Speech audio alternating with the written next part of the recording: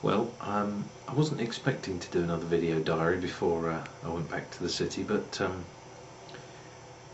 today, this evening, we had the opportunity to go to a wake.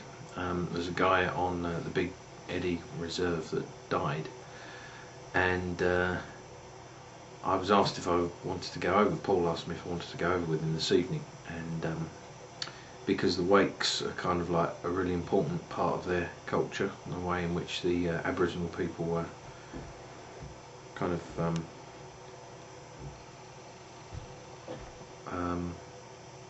not just the way that you know that they express themselves. And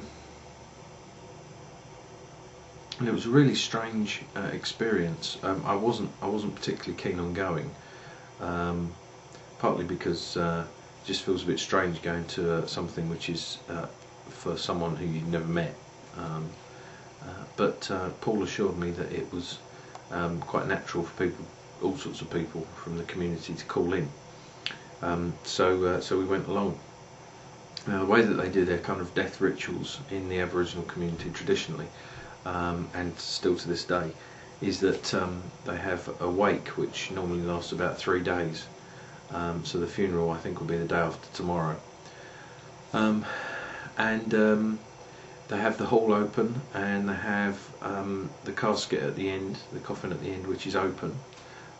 So I had my first glimpse of a dead person, because I've never seen a dead person before.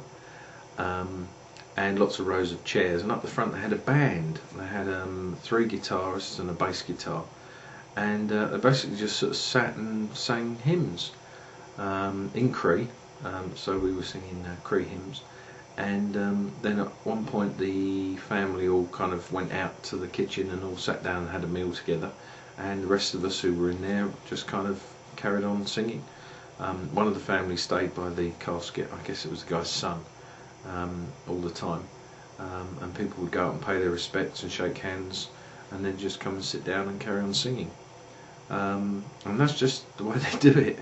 And then the funeral service itself is apparently just quite a normal sort of traditional Anglican service, but they have this wake thing, and the band will carry on, and they'll have another one tomorrow evening. It will carry on all the time. They've got a couple of beds in a little room off the church hall so that people can sleep there, so that the body isn't left alone.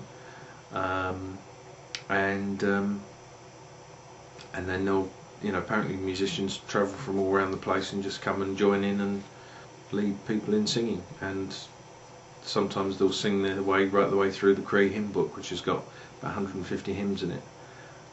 So it's very, very different to the way that we do things back home. And it didn't feel odd, kind of sitting there with this sort of dead person at the front. Just felt a bit unreal, really. But definitely a different glimpse at a totally different culture. So anyway, I thought I would just share that with you, because it was very different.